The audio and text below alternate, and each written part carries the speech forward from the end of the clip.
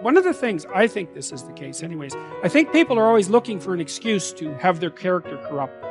Because if your character is corrupted, then you get to lie, and you get to cheat, and you get to steal, and you get to betray, and you get to act resentfully, and you get to do nothing. And that's all easy. It's easier to lie than to tell the truth. It's easier to do nothing than to do something. So there's always part of you thinking, well, I need a justification for being useless and horrible, because that'd be a lot less work. So you've got to handle the negative. Here's what part of it is. It's called the Great War Between Good and Evil. Mr. Reynolds and I are working on a new book this year called The Great War Between Good and Evil.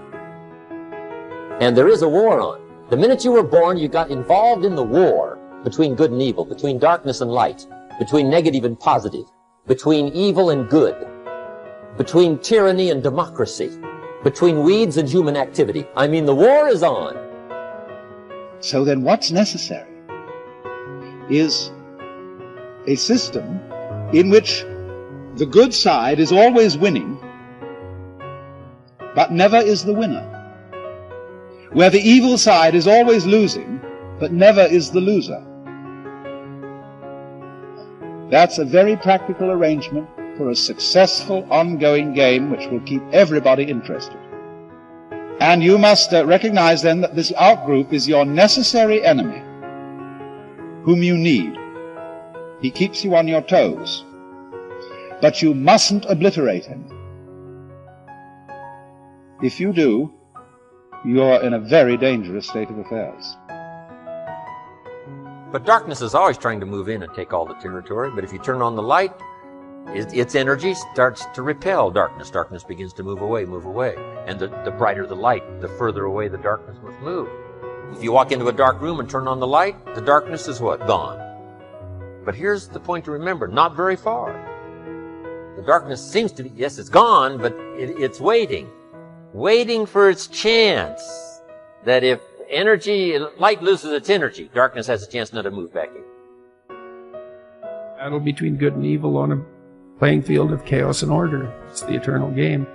And, you can play that out in the external world, but part of what the religious enterprise is about, and the Christians have really contributed to this, is the notion that sacred battle is fundamentally spiritual, which is to say, in some sense, fundamentally psychological. It's to be fought on the battleground of the soul, internally.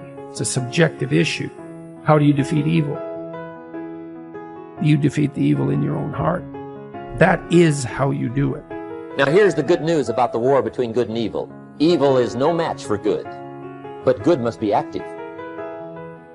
Weeds are no match for human activity, but if you stand still, how far in will they come? All the way. They'll grow right up around your shoes. But if you get busy, how far back can you take them? As far as you wish.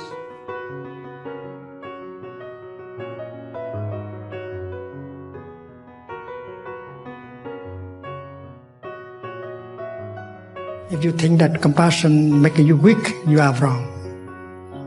Compassion may cause a person to sacrifice his life to save other people.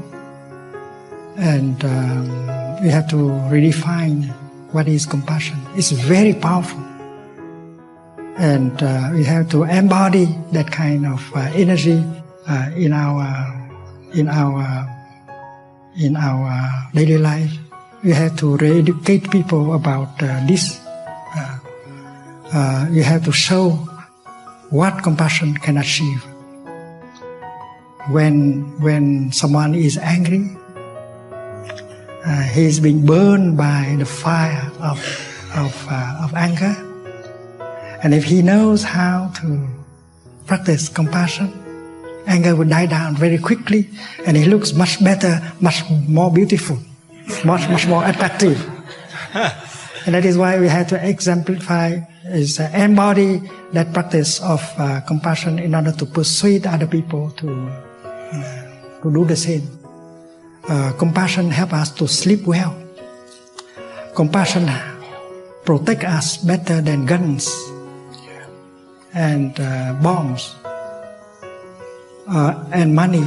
Many of us think that we are safer if we have more money, but you can lose your money very easily.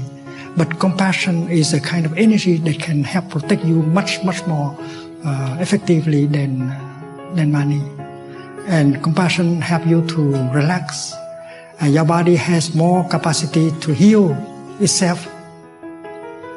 Compassion help you to be pleasant, to be loving, and you can restore communication with the other person easily if you have compassion in yourself. You understand the other person. Your compassion can help you do your business better because you are in good relationship with other people, including your employees. So you can list a lot of qualities of compassion, and we should have a man, a woman, a community of men and women practicing compassion like that, in order to show people that compassion is something very powerful.